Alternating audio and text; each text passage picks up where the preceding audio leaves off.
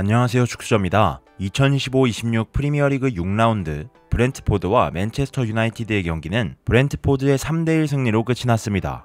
경기 초반부터 브렌트포드에게 시종일관 밀리더니 20분 만에 2골 차까지 벌어지며 경기를 어렵게 풀어갔던 맨유였고, 한 골을 따라잡았지만 브루노 페르난데스의 페널티킥 실축까지 나오면서 결국 또다시 패배하고 말았습니다. 전술부터 선수 퀄리티까지 브렌트포드와 비교해도 모든 부분에서 뒤떨어지는 느낌이었는데, 어떤 부분이 문제였는지 이젠 정말 희망이 없어 보이는 아모림까지 이야기해보도록 하겠습니다. 선발 라인업부터 확인하시죠. 맨유의 포메이션은 언급하는 의미가 없죠. 역시 동일한 전술을 들고 나왔습니다. 지난 첼시전 퇴장으로 인해 카세미로는 나오지 못했고, 대신 우가르테가 선발로 나섰습니다. 또한 쿠냐가 부상 복귀 이후 처음으로 선발 라인업에 이름을 올리며 영입생 전설의 쓰리톱이 드디어 완성되었습니다. 맨유가 전반 9분 만에 실점하긴 했지만 극초반부터 경기를 어렵게 풀어간 것은 아니었습니다. 오히려 맨유의 공격 기회가 생기면서 득점과 가까운 찬스를 만들기도 했죠. 맨유는 언제나 그랬듯 좋았던 초반 경기력과 압박으로 화면과 같이 좋은 찬스를 만들어냅니다. 달로가 중원에서 볼을 잡고 전진할 때 세슈코는 중앙으로 침투하면서 좌측 쿠냐에게 공간을 열어주었고, 달로가 쿠냐의 앞쪽으로 패스만 넣어준다면 결정적인 찬스를 맞이할 수 있는 장면이죠. 하지만 달로는 쿠냐의 앞쪽으로 들어가는 공간 패스가 아닌 쿠냐의 발밑에 넣어주는 패스를 보여주었고, 쿠냐는 속도가 줄어든 채로 볼을 받게 됩니다. 결국 볼을 빼앗기게 되죠. 흔히 말하는 강팀의 경기를 보면 사소한 디테일에서 결과의 차이를 만들어내는 경우가 많습니다. 기본적인 패스 또한 정말 사소하지만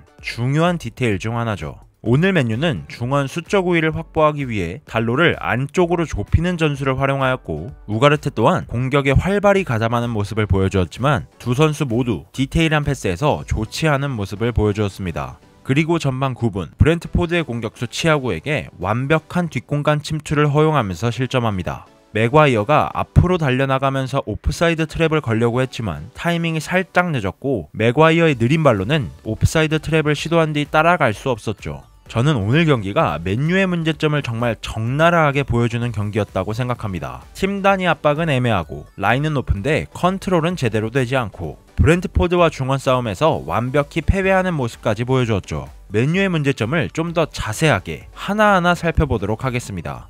첫 번째 문제는 바로 중원 숫자 부족입니다. 정말 단순하게 상대 중원보다 숫자가 부족한 것인데요. 기본적으로 맨유는 포메이션상 중앙에 위치한 미드필더가 2명입니다. 그리고 요즘 대부분의 팀들은 4-3-3 포메이션을 기반으로 한 3명의 미드필더를 사용하죠. 매 경기마다 나오는 문제점이죠. 단순히 중원의 숫자가 부족하니 중앙으로 향하는 빌드업은 어려워질 수밖에 없고, 센터백에서 나오는 첫 번째 패스가 중앙이 아닌 측면으로 향할 수밖에 없는 악순환이 반복되는 것입니다. 물론 아모림 감독은 중원 숫자 싸움에서 우위를 점하고자 한 가지 방법을 고안합니다. 그것이 바로 이번 경기에서 나온 달로의 인버티드 운영이죠. 우측 윙백인 달로가 지금처럼 안쪽으로 좁혀 메잘라 자리에 위치하고 상대 미드필더 사이 공간에서 패스를 받는 겁니다. 지금 보시면 쿠냐와 동일한 라인에 위치한 것을 확인할 수 있죠. 이런 빌드업 패턴으로 맨유는 좋은 장면을 만들어내기도 했는데 한 가지 문제점이 발생합니다.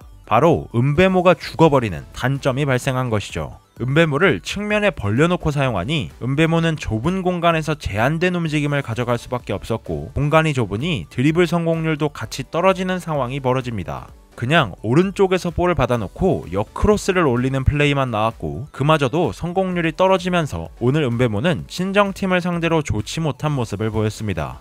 두 번째 문제 역시 중원인데요. 정확히 말하면 미드필더의 부족한 공격 가담입니다. 오른쪽 달로가 볼을 잡은 상황에 쿠냐가 아래로 내려와 뒤에서 볼을 받으려고 하고 있고, 은베모가 전진한 덕분인지 상대 수비수들은 뒤로 물러 중원에 빈 공간이 생긴 모습이죠. 이 상황이면 미드필더인 우가르테가 이 지역에 머물러 있는 것이 아니라 빠르게 공간을 채우면서 달로의 볼을 받아줬어야 합니다. 지금 채우러 달려나가는 것처럼 보이지만 사실 꽤 오랫동안 자리에 서 있다가 뒤늦게 빈 공간을 채웠거든요. 이미 늦었다고 판단한 달로는 볼을 뒤로 돌리고 말았죠. 오늘 맨유는 측면에 스토퍼인 루크쇼가 가담하면서 수적 우위를 통해 좋은 빌드업을 해내는 장면도 있었습니다. 하지만 대부분의 장면에서 스토퍼의 가담은 찾아볼 수 없었고, 중앙 미드필더의 가담 또한 저조하면서 중앙 빌드업은 어려운데 측면 빌드업도 숫자가 부족해지는 브렌트포드에게 빌드업에서 모두 패배하는 모습이 나왔습니다. 보통 백스리를 사용하는 감독들은 스토퍼의 자유로운 전진을 통해 순간적으로 좁은 공간에서 수적 우위를 만들어내는 모습이 있는데 맨유의 스토퍼는 너무나도 정적이죠. 한마디로 백스리와 어울리지 않는 선수들이라는 것입니다.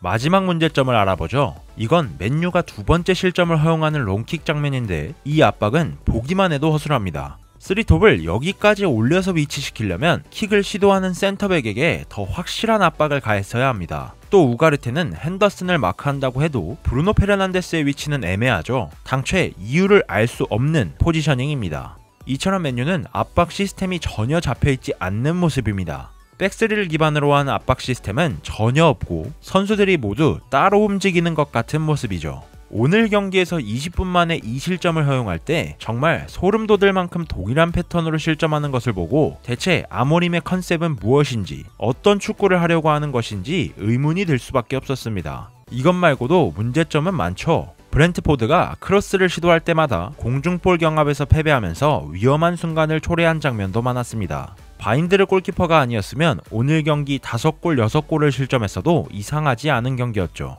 그냥 맨유 선수들이 뛰는 모습을 보면 수준 미달이라는 생각밖에 들지 않습니다. 냉정하게 아모림 감독의 전술에서 지금 맨유 선수단은 수준 미달이죠. 저는 축구에서 뭐든지 신중하자는 입장을 가지고 있는 사람이라 이렇게까지 단정지어서 말하는 것을 정말 싫어합니다만 이제는 정말 끝났습니다. 아모림 감독을 장기 프로젝트로 믿고 간다는 맨유 보드진의 판단은 틀렸다고 봐야겠죠. 리그만 30경기를 넘게 치른 시점에서 2연승이 없다는 것은 말도 안 됩니다.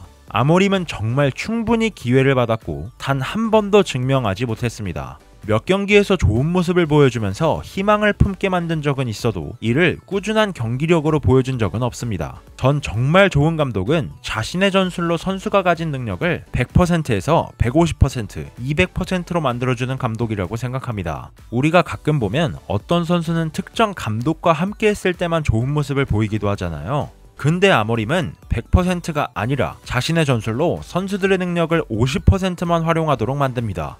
전술 때문에 선수들의 폼까지 떨어뜨리는 최악의 모습을 보여주고 있는 것이죠.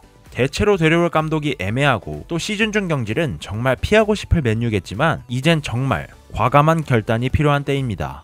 번외로 롱스로인에 대해 이야기를 해보려고 합니다. 언제 한번 이야기는 하고 싶었거든요. 이번 경기에서도 브렌트포드의 우측 풀백으로 나온 카요데가 상대 지역 근처에서 스로인을 얻으면 모조리 롱스로인으로 시도하는 모습을 보여주었습니다. 저는 이게 지금 PL이 이끄는 트렌드라고 생각하는데 어쩌면 코너킥보다 득점하기 쉬운 루트일지도 모릅니다. 코너킥보다 각이 더 열린 상태로 시도하니 페널티 박스 근처까지 스로인이 도달할 수만 있다면 효율적인 공격 찬스가 될 수 있겠죠. 팀마다 롱스로인을 시도할 수 있는 선수를 보유하는 것도 어쩌면 필수 덕목이 될 수 있겠습니다. 오늘 영상은 여기까지 하도록 하겠습니다. 오늘도 영상 시청해주셔서 감사합니다.